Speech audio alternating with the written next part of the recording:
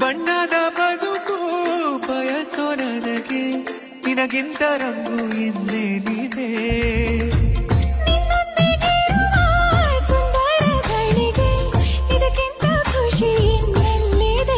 ನಾನಂತೂ ಕವಿಯಲ್ಲ ಏನೇನು ಬರೆಯೋಕೆ, ಒಲವೆಂಬ ವಿದ್ಯೆನೇ ಸಾಕೀಗ ಬದುಕೋಕೆ.